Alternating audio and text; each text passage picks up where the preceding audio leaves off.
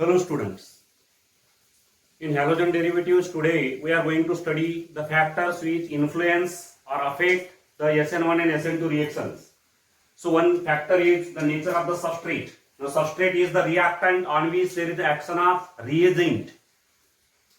The nature of the substrate affect the rate of SN1 and SN2 reaction. Let us first see the SN2 reaction. In the SN2 reaction there is a formation of transition state. The transition state is pentacoordinate. Pentacoordinate transition state is formed in the SN2 reaction in the rate determining state. Means the carbon atom become pentavalent or pentacoordinate. This is the pentacoordinate transition state which is formed from methyl halide. This is methyl halide. And this is the transition state which is obtained from methyl halide. Partial negative charges on OH and X. So here you can see that the carbon atom become pentacoordinate, pentavalent, and because of this, the transition state is highly unstable. Further, these atoms which are attached to the carbon atom, they cause crowding around the carbon, and because of this crowding, the stability of the transition state is less. But here, if the transition state is produced from a primary halide, this is another transition state which is produced from the primary halide.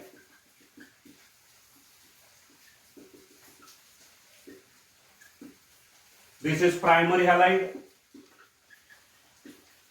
Now you can compare the transition state. Here also the central carbon become pentacoordinate, but the crowding around this central carbon is more because in place of this hydrogen there is a presence of one bulkier group or bigger group, methyl group.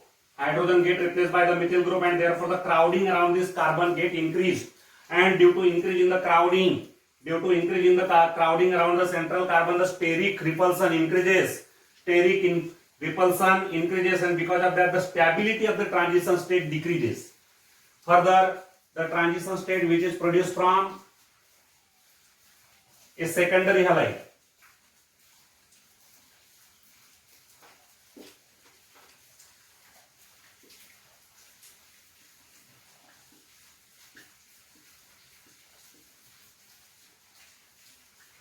this is the transition state which is produced from the secondary halide. And here now you can compare the transition state.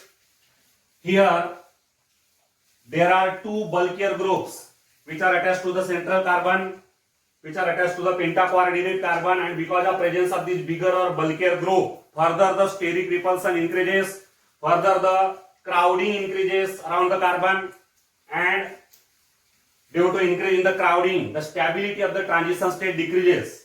Then the transition state which is produced from a tertiary halide,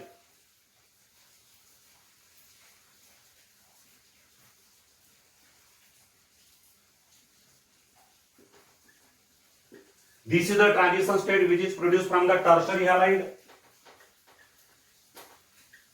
and you can see that in place of these three hydrogen atoms there are bulkier groups, that is the alkyl groups. These are the alkyl groups which replace the hydrogen atoms. And because of presence of these bulkier or bigger groups, the steric repulsion further increases and crowding further increases around the central carbon. And due to increase in the crowding of the groups around the central carbon, the stability of the transition state decreases. Means among these four transition states, this transition state will be more stable. The transition state which is produced from the methyl halide will be more stable than the transition state which is produced from the primary halide, which is more stable than the transition state which is produced from the secondary halide, and it is more stable than the transition state which is produced from the tertiary halide. So this decrease in the stability of the transition state is due to the increase in the crowding around the central carbon. Here you can see that the crowding around the central carbon increases, and due to increase in the crowding around the central carbon, the stability of the transition state decreases, and therefore the rate of reaction decreases for the SN2 reaction. Means SN2 reaction is most favored. The SN2 reaction is most favored when the alkyl halide is a methyl halide or primary halide. means the order of reactivity for the SN2 reaction will be a methyl halide will be more reactive than the primary halide, which will be more reactive than the secondary halide, which will be more reactive than the tertiary halide. So this is the order of reactivity for the SN2 reaction. Now here why the methyl halide is more reactive? Because here the transition state which is formed is more stable. Why it is more stable as compared to other transition states? Because here there is a less crowding comparatively. Why the crowding is less? Because here these are the smaller atoms, hydrogen atoms which are attached to the central carbon, and therefore the crowding is less. And because of less crowding, the transition state is more stable. Here the steric repulsion is less, and therefore it is more stable. And because of more stable transition state, the rate of the reaction is more, means the SN2 reaction is favored in case of methyl halide. Means the rate of SN2 reaction will decrease in this order. Methyl halide will have the greatest rate of SN2 reaction, while the rate of SN2 reaction will decrease in this order. Tertiary halide hardly undergo SN2 reaction. Means the SN2 reaction is very difficult in the tertiary halide. Now why the tertiary halide will have the least rate of SN2 reaction? Because in the tertiary halide the crowding of the alkyl groups, is more, and because of more crowding of the groups around the central carbon, the steric repulsion is very high, and because of that the stability of the transition state is minimum, and because of minimum transition state stability, the rate of the SN2 reaction is least. So this is about the SN2. Then SN1. You know that in the SN1 reaction, in the first step, which is the rate determining step, there is a formation of carbocation. In the SN1 reaction, there is formation of carbocation as an intermediate. Carbocation intermediate is formed in the SN1 reaction. This is the carbocation which is produced from a methyl halide. And this is the carbocation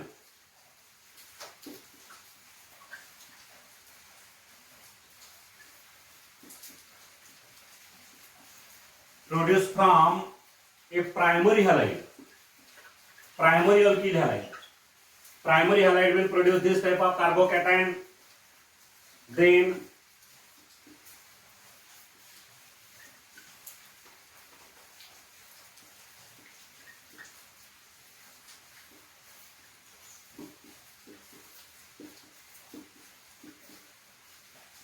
this is the carbocation which is produced from the secondary halide. Secondary halide will produce this type of carbocation, and the tertiary halide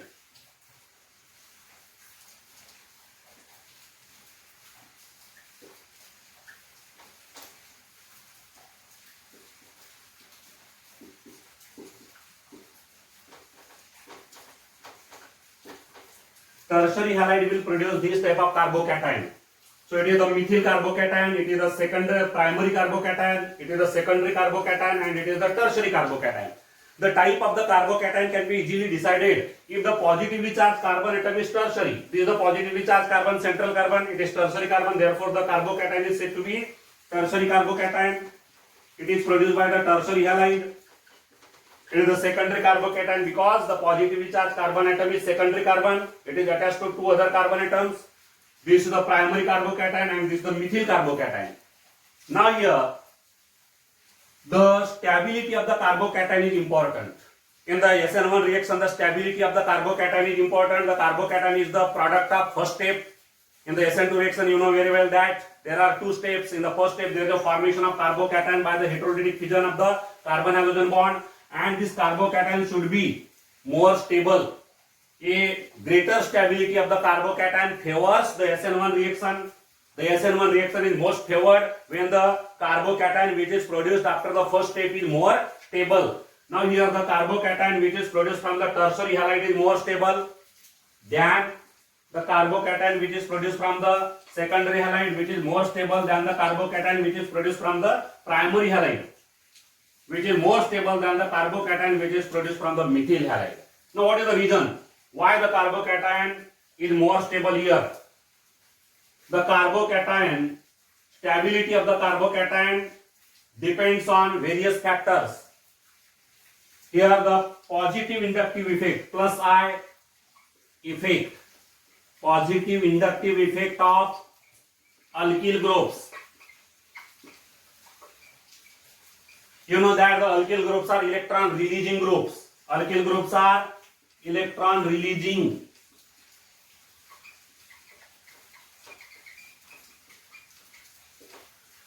Nature of the alkyl groups is electron releasing. This is one methyl group, this is other methyl group, this is the third methyl group, and these methyl groups release the electron density toward the positively charged carbon atom, central carbon. All these are electron releasing groups. Every alkyl group here will release the electron density toward the central carbon, and it is known as the positive inductive effect of the alkyl groups. Means this every alkyl group causes the plus I effect, positive inductive effect. Every alkyl group will cause the positive inductive effect, means every alkyl group will release the electron density toward the central carbon, and because of that the positive charge, the magnitude of positive charge on the central carbon will diminish, it will reduce. The positive charge will decrease on the central carbon, means this carbon atom, central carbon atom of the carbocation will get stabilized. It will get stabilized. The carbocation gets stabilized or it becomes stable. And the reason behind the stability is the positive inductive effect of the alkyl groups. Every alkyl group which is attached to the positively charged carbon atom releases the electron density towards it, and therefore the carbocation become more stable.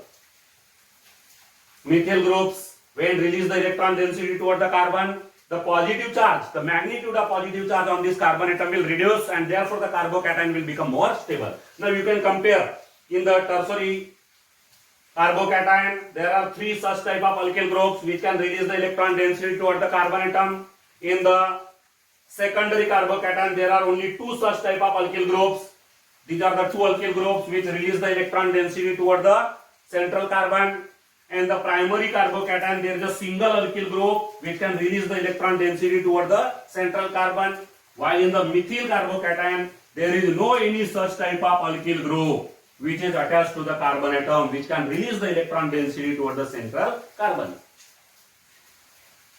This is the central carbon. Toward this central carbon there is no any alkyl group which is attached which can release the electron density. Means this carbocation will be least stable. Stability will be minimum. Here the stability will be maximum. What is the reason behind the stability? The positive inductive effect plus I effect of the alkyl groups. Every alkyl group has a nature of electron releasing. It releases the electron density toward the carbon, and due to the electron releasing nature of the alkyl groups, the positive charge decreases and the carbocation becomes stable. Further, the stability of the carbocations is explained by hyperconjugation. Another factor is the hyperconjugation. This hyperconjugation also explains the stability of the carbocations in this order. Now simply consider the meaning of hyperconjugation. Hyperconjugation is nothing but it is the delocalization of sigma bonded electron pair. Sigma bonded electron pair means the electron pair which is used in the formation of sigma bond. And you know that every single bond is a sigma bond. If there is a single bond between two atoms, then that is definitely a sigma bond. So delocalization of sigma bonded electron pair towards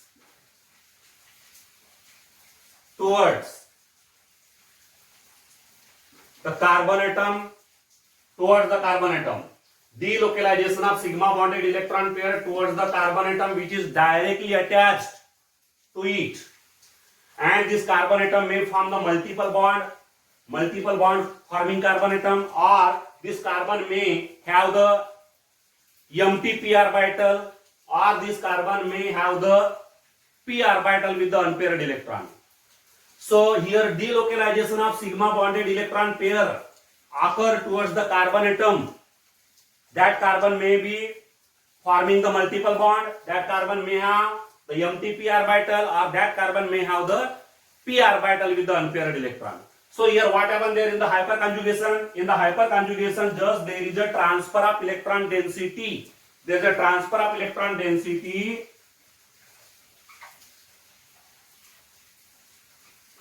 See here. There is a transfer of electron density of the carbon-hydrogen bond. This is the carbon-hydrogen bond. These are the carbon-hydrogen bonds. So what happened here in the hyperconjugation? The electron density of the carbon-hydrogen bond get transferred into the adjacent carbon atom. Adjacent carbon atom. This adjacent carbon atom further may be a carbon with the multiple bond, or it may be a carbon with the empty p orbital, or it may be a carbon with the p orbital containing unpaired electron. This adjacent carbon atom may be a carbon with the empty p orbital, like in case of carbocations. In case of carbocation, every carbon atom, positively charged carbon atom, has a p orbital with the no electron, that is the empty p orbital is there. Or this adjacent carbon atom may be a carbon having a p orbital with the unpaired electron, or this carbon may also be a carbon forming the multiple bond.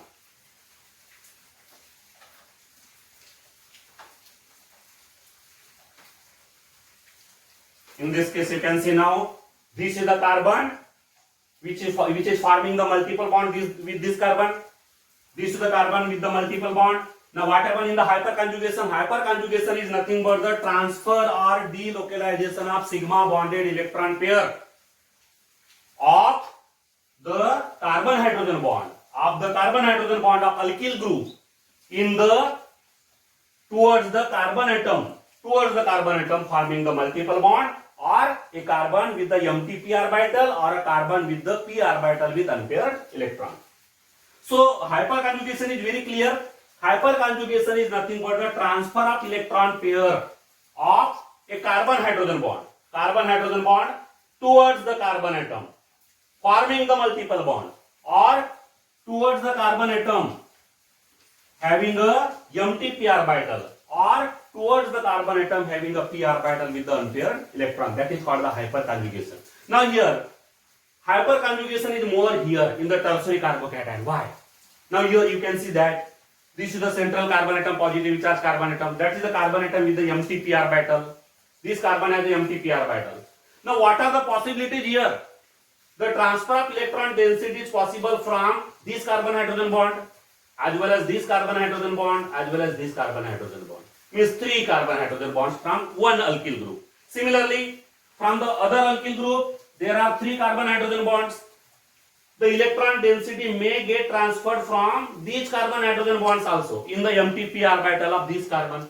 And this is the third alkyl group, and these are the 3 carbon hydrogen bonds from where the electron density will get transferred to the empty p orbital. Means total 9 hyperconjugating structures are possible. Total here 9 hyperconjugating structures are possible for the tertiary carbocation.